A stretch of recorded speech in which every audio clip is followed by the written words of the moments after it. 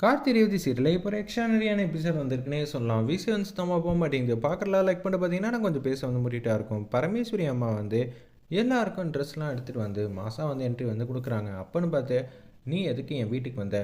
இல்லைம்மா, ஒரு முக்கியமான விஷயத்த உங்ககிட்ட வந்து சொல்லிட்டு போகலான்னு தான் வந்தேன். நான் தான் எல்லா இடத்துக்கும் வரேன்னு சொல்லிட்டேன்ல. நிச்சயம் உங்கள் ஊரில் நீங்கள் என்னைக்கு வந்து திருவிழா வைக்கிறீங்களோ அன்றைக்கி வரேங்கிற மாதிரி சொல்லிடுறாங்க. அதுக்கு முன்னாடி நீ எதுக்கு சும்மா சும்மா வந்து தொந்தரவு பண்ணிகிட்டு இருக்க? ஒரு வாட்டி சொல்லலாம், எத்தனை வாட்டி தான் சொல்ல வைப்ப? இல்லை, என்னை எல்லாரும் அசிங்கப்படுத்திட்டாங்க, எங்கள் ஊருக்காரங்க எல்லாரும். நீ தான் ஏதாவது ஒன்று பண்ணியே ஆகணும். பின்ன உனக்கு என்ன கௌரவமாக கொடுப்பாங்க? இத்தனை நாளாக உன்னை பற்றி யாரும் எதுவும் தெரிஞ்சுக்காமல் இருந்திருப்பாங்க. நீ தான் சதிகாரியாச்சு. பெரிய வார்த்தையெல்லாம் சொல்லாத, அதுவும் எங்கள் அம்மாவை பார்த்து. என்னம்மா ஆச்சு? யாரும்மா அது மாதிரிலாம் பண்ணுது அப்படின்னு சொல்லி கேட்கும்போதே, இல்லைம்மா, எனக்குன்னு சொந்தம் பந்தம்லாம் இருக்குது, பேத்திங்கெல்லாம் எல்லாரும் வந்து திருவிழாக்காக எல்லா சடங்கையும் வந்து செஞ்சுக்கிட்டு இருக்காங்க. அப்படி இருக்கிற சூழ்நிலையில் என் பேத்திங்களும் வருவாங்க அப்படின்னு நான் சொன்னேன். முதல்ல எல்லாரும் விசேஷ நாள் அன்னைக்கு வராங்களா இல்லையானே பார்ப்போம். உங்கள் வீட்டில் இருந்தாலும் யாரும் வரமாட்டாங்க. தேவையில்லாம நம்பிக்கையெல்லாம் கொடுக்காதீங்கன்னு விரும்பன்லேருந்து எல்லாரும் கலாச்சிட்டு போகிறாங்க. எனக்கு செம்மையாக வந்து கோவம் வந்துருச்சு. என் பேத்திங்க எனக்காக வருவாங்கல்ல, அதுக்காக தான் கூப்பிட்டு போகலான்னு வந்தேங்கிற மாதிரி சொன்னேன். நீ இன்னும் ஒரு 5 நிமிஷம் இந்த வீட்டில் இருந்தேன்னு வச்சுக்கியேன், கண்டிப்பாக நான் ஃபங்க்ஷன் நடக்கிற அன்னைக்கு வரவே மாட்டேன். அப்புறம் உன் சௌரியம் அப்படின்னு சொன்னேன். சரிம்மா சரிம்மா, அவங்க சொன்னதெல்லாம் உண்மைதான், எனக்குன்னு யார் இருக்கா?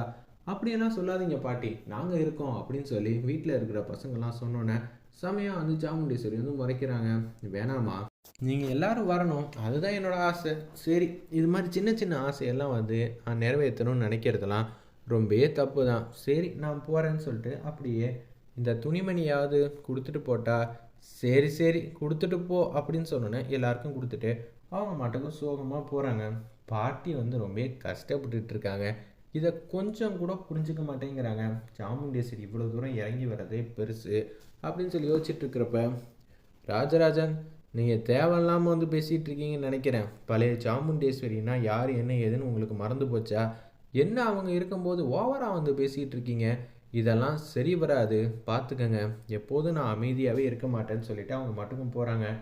கார்த்தி, எங்கள் அம்மாவோட ஆசையை வந்து எப்படிப்பா நிறைவேற்ற போகிற? எனக்கு சுத்தமாக தெரியல. பாட்டி வந்து ரொம்ப கஷ்டப்பட்டு போகிறாங்க, அதுதான் எனக்கு ரொம்ப சங்கடமாக இருக்குன்னு ராஜராஜனும் மயில் வாகனமும் பேசுகிறாங்க. நான் இப்போ ஏதாவது பேச போக ரோகிணி விஷயம் தெரிஞ்சிச்சுன்னா என்ன பண்ணுறது தான் நான் இந்த வாட்டி அமைதியாக இருந்துட்டேன். உங்களை பற்றி தெரியாதா? விடுங்க, நான் பார்த்துக்கிறேன்னு மயில் வாகனத்துக்கு ஆறுதலாக வந்து பேசிட்டு கார்த்தி மட்டுக்கும் போயிட்டுருக்காங்க. அந்த இடத்துல ரேவதி வந்து பேசுகிறாங்க கார்த்திகிட்ட. போய் பாட்டியை பார்த்து பேசு, நம்பிக்கையை கொடு, நீ நினச்சாதான் எல்லாத்தையும் வந்து சாதிப்பியப்பா. அப்படி இருக்கும்போது பாட்டியோட ஆசையை வந்து நிறைவேற்ற மாட்டியா என்ன? நான் நிறைவேற்றி வைக்கணும்னா கண்டிப்பாக வந்து சட்டுப்புட்டுன்னு திட்டம் வந்து போட்டுருவேன். ஆனால் உங்கள் எல்லாரையும் வச்சு தானே இது மாதிரி நிறைவேற்றணும், பண்ணுவீங்களா அப்படின்னு சொன்னோன்னே, நான் உன் பேச்சை கேட்பேன், ஓகே. துர்கா வேறு வழியே இல்லை, உன் பேச்சை கேட்டு தான் ஆகணும். கல்யாணமே பண்ணி வச்சுருக்க. ஏய் சும்மானு இருடி, நானாடி கல்யாணம் பண்ணி வச்சேன். அவள் கல்யாணம் பண்ணிட்டு வந்து அந்த பழியை தூக்கி என் மேலே போடலான் இருக்கா. நான் தான் அவளுக்கு கல்யாணம் பண்ணி வச்ச மாதிரியும். சரி சரி, அப்புறம் என்ன, சுவாதியே சொல்லவே வேணாம், அவள் உன்னோட ஃபேனு. அப்படி இருக்கிற சூழ்நிலையில் இதெல்லாம் கேட்குறமா என்ன? தயவு செஞ்சு நீ போய் பேசிட்டு வாங்கிறாங்க.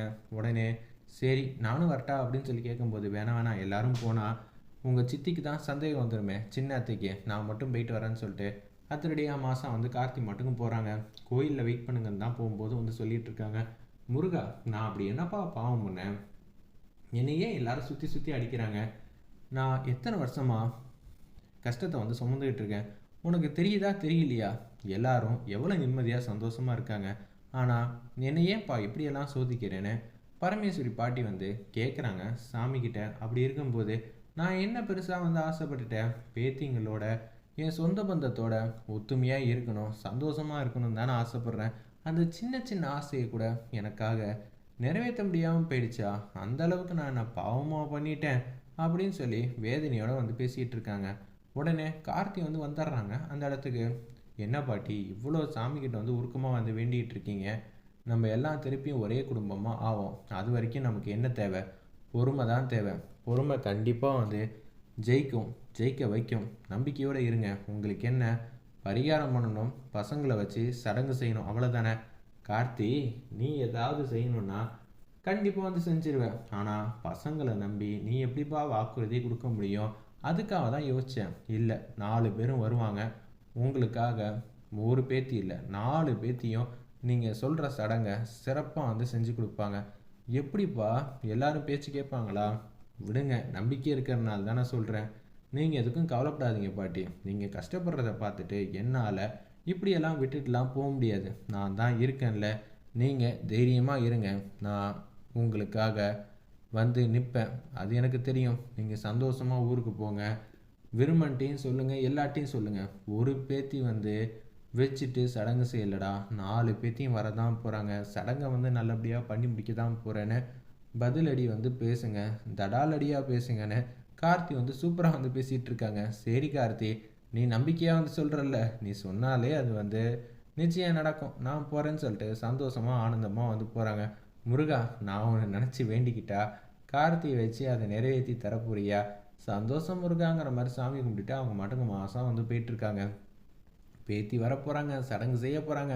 இதை கேட்டாலே மனசுக்கு உற்சாகமாக இருக்குதே அப்படின்னு ஹாப்பியாக வந்து இருக்காங்க நம்ம பரமேஸ்வரி பாட்டி. விருமன் இது எல்லாத்தையும் வந்து பார்க்குறாங்க. என்னடா அது, போகும்போது சங்கடமாக வந்து போனாங்க, இப்போ என்னடா இவ்வளோ சந்தோஷமாக இருக்காங்க? வீடே வந்து தடபுடலாம் வந்து ரெடி பண்ணணும். வீட்டிலேருந்து தானே பேத்திங்க எல்லாரும் போக போகிறாங்க. முதல்ல என்னோட பேத்திங்க எல்லாரும் வீட்டுக்கு வர போகிறாங்க. அதனால் சூப்பராக எல்லாத்தையும் ரெடி பண்ணணுங்கிற மாதிரி யோசிச்சுட்டு இருக்காங்க நம்ம பரமேஸ்வரி பாட்டி. அந்த இடத்துல சந்திரகலா ஒரு பக்கம் திட்டம் போட்டுட்ருக்காங்க. நிச்சயம் பாட்டி இது மாதிரி சொல்லிட்டு போனதுனால 4 பசங்களையும் வந்து அவன் பேசுவான், பேசி கூட்டிகிட்டு போவான். இதில் சந்தேகமே இல்லை.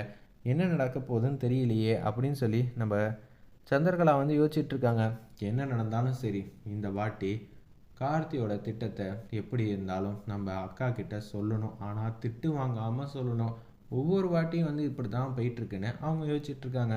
கார்த்தி வந்து யோசிச்சுட்டே இருக்காங்க. சரி, இந்த வாட்டி அவங்களோட ஆசையை நிறைவேற்ற வேண்டிதான், பசங்கள்கிட்ட பேசுவோன்னு சொல்லிட்டு பேசுகிறதுக்காக வர மாதிரி காட்டி இந்த ப்ரோமோவை அல்டிமேட்டாக மாதம் வந்து முடிச்சிருந்தாங்க. வெயிட் பண்ணி பார்ப்போம்.